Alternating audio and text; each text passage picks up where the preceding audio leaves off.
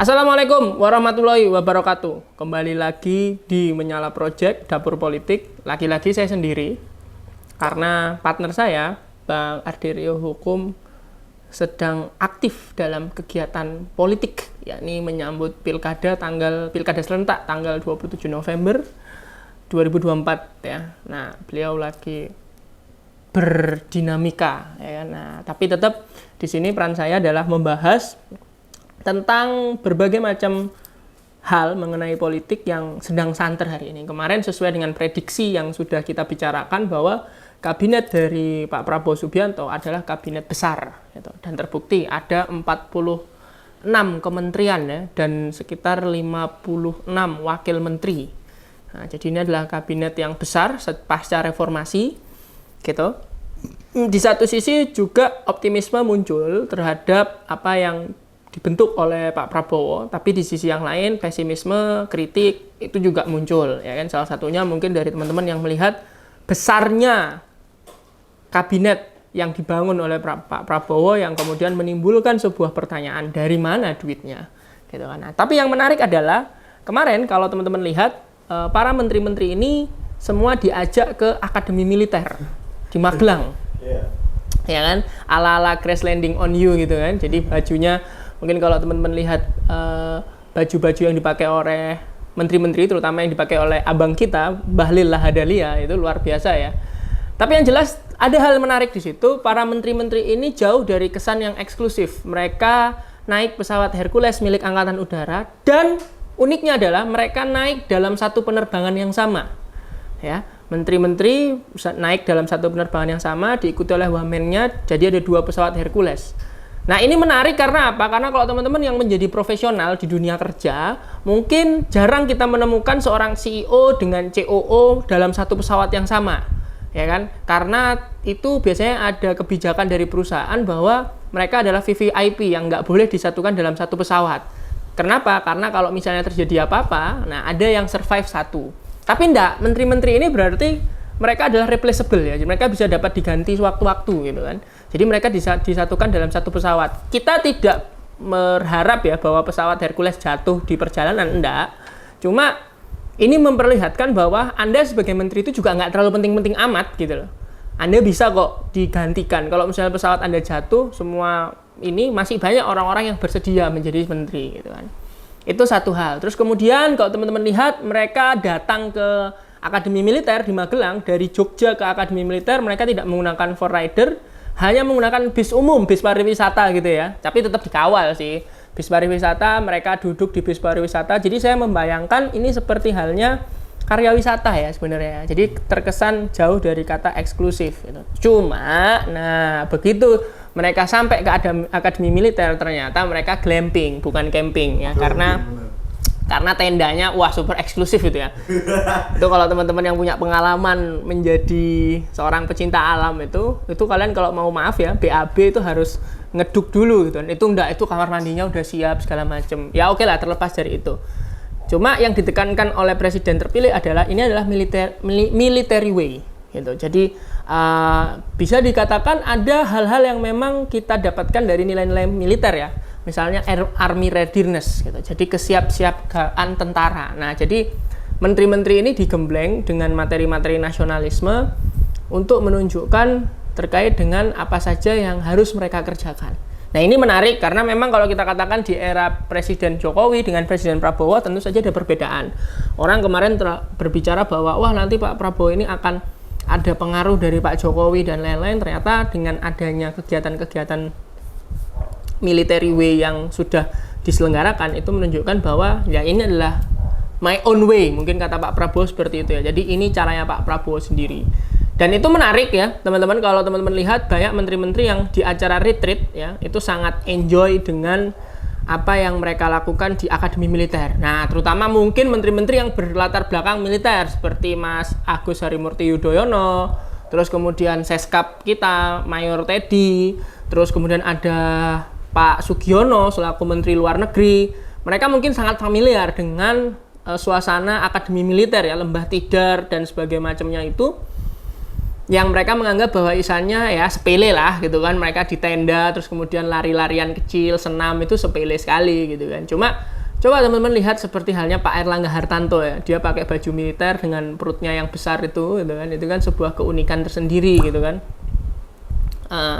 Terus kemudian ada beberapa menteri-menteri yang mungkin Profesor Angela Stella Christie yang kemudian menarik perhatian karena sikapnya yang ya unik saja ketika menggunakan cara-cara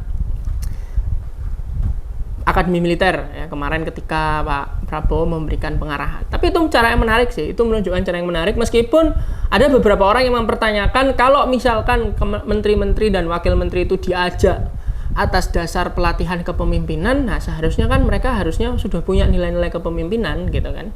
Nilai-nilai kepemimpinan yang itu sudah harus mereka dapatkan sebelum mereka sudah menjadi menteri. Cuma memang sekali lagi menurut Hasan Nasbi selaku ketua President Office Communication atau POC, dia mengatakan acara ini dilakukan untuk pembekalan dan keakraban dari para menteri-menteri agar apa? Agar mereka itu setia bukan kepada Prabowo Subianto tapi setia bagi bangsa dan negara. Nah, itu memang salah satu poin plus ya, dan ya kita lihat saja lah ya sepak terjang ini, karena beberapa hari ini mungkin teman-teman kalau sudah melihat ada beberapa peristiwa-peristiwa yang itu mungkin bisa dikatakan sebagai komitmen Pak Prabowo juga, beberapa kasus korupsi besar yang nanti akan kita bahas di sesi yang kedua ya kan. Terus kemudian statement-statement dari fungsionaris Partai Gerindra, misalnya dari adik beliau selaku Wakil Ketua Umum Gerindra Pak Hashim Suyono Joyo Hadikusumo yang mengatakan bahwasanya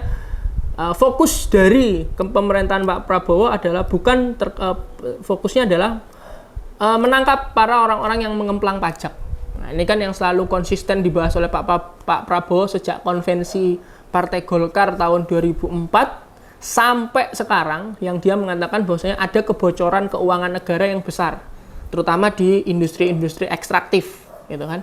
Jadi industri-industri seperti kelapa sawit, batu bara dan sebagainya itu yang itu kebocorannya sangat besar.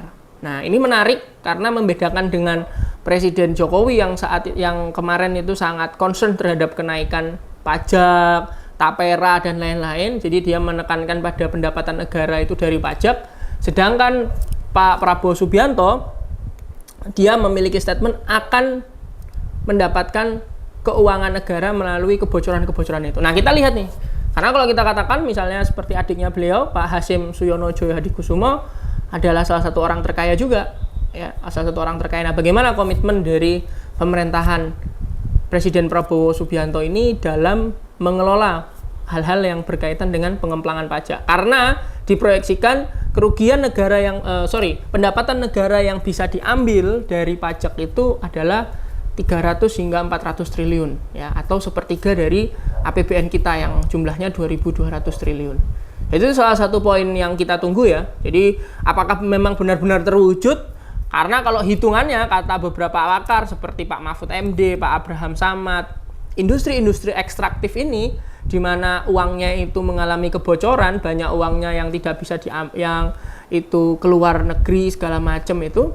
Kalau misalnya uang itu bisa dikelola oleh negara, maka tiap orang, katanya nih ya, tiap orang akan mendapat, kalau tidak ngapa-ngapain, akan mendapat 6 juta per bulan. UMR, bro. Iya. Lebih, bro. Itu kamu kalau hidup di Gunung Kidul, kamu sudah bisa makan enak. Kalau kamu hidup di Gunung Kidul, Gerobokan, itu sudah bisa makan enak ya. Nah, katanya seperti itu. Ya, katanya kalau misalnya ini benar-benar digarap, maka tiap orang akan mendapatkan 6 juta tiap bulannya. Ya, kita berdoa saja lah ya. Kita selalu optimis ya. Dan saya rasa, saya jujur baru selama 10 tahun ini, saya baru memperhatikan pidato-pidato presiden ya, terutama saat sidang paripurna kabinet maupun kemarin saat pelantikan ya. Saya memperhatikan betul terkait dengan pidato-pidatonya. Dan ini adalah salah satu hal yang memang ya mungkin buat orang-orang yang memilih Pak Prabowo Subianto sejak tahun 2014, ya itu adalah momentum yang mungkin membahagiakan ya.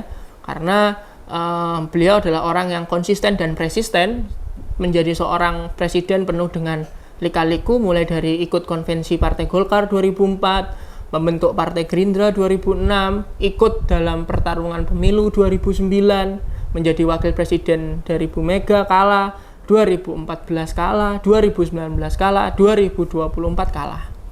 Dan Pak Prabowo adalah presiden yang dilantik dengan usia paling tua, yaitu 74 tahun. Nah, semoga saja apa yang disampaikan oleh beliau itu bisa terrealisasi, dan kita di Dapur Politik akan terus selalu mengawal pemerintahan yang memberikan kritik segala macam terkait dengan apa yang dilakukan oleh Pak Prabowo. Banyak ketakutan, maksudnya ini tidak ngomong demokrasi, akan orang tidak bebas dan lain-lain, tapi sejauh ini saya melihat ini hal yang cukup menarik, ya, terutama mungkin selain itu juga di politik luar negeri, ya. Di politik luar negeri ini sangat berbeda, totally different with President of Jokowi, yang memang politik luar negeri kita pasti akan dipimpin langsung oleh Pak Prabowo Subianto, ya, karena dia merasa bahwasanya porsinya akan lebih besar ketika dia berbicara tentang politik luar negeri, gitu kan. Jadi Menteri Luar Negeri ini dia hanya sebagai orang yang hanya sebagai fungsionaris, tapi bukan menjadi pelaku utama. Mungkin kalau nanti teman-teman akan melihat, kok Menteri Luar Negerinya beda dengan Bu Retno, karena memang porsinya beda, teman-teman, ya. Kalau Bu Retno Marsudi itu dia memang fokusnya adalah menjadi tokoh utama, tokoh sentral, karena memang Presiden Jokowi itu lebih banyak berkutat dalam masalah dalam negeri. Sedangkan di era Prabowo Subianto, dengan komposisi Kementerian Luar Negeri yang sekarang, dan Menteri Luar Negeri yang dijabat langsung oleh bisa dikatakan anak ideologisnya, yaitu Mas Sugiono, maka bisa dikatakan politik luar negeri kita akan kembali menjadi salah satu akan menjadi aktor yang cukup diperhitungkan. Seperti halnya ketika zamannya Pak SBY, ya, dan juga zaman-zaman sebelumnya. Jadi itu teman-teman yang kita akan bahas di sesi yang pertama terkait dengan jalannya pemerintahan yang baru beberapa hari ini, 3 atau 4 hari ini. Kita tetap optimis, semoga apa yang dilakukan oleh Prabowo Subianto benar-benar terrealisasi dan kita bisa mendapatkan 6 juta rupiah per bulan, ya. Terima kasih. Kita akan tetap, jangan lupa like, subscribe, dan komen Dapur Politik Menyala Project, ya. Follow juga akun TikTok dan Instagramnya Menyala Project. Banyak hal-hal menarik di sana. Kita akhiri, sampai jumpa. Merdeka. Assalamualaikum warahmatullahi wabarakatuh.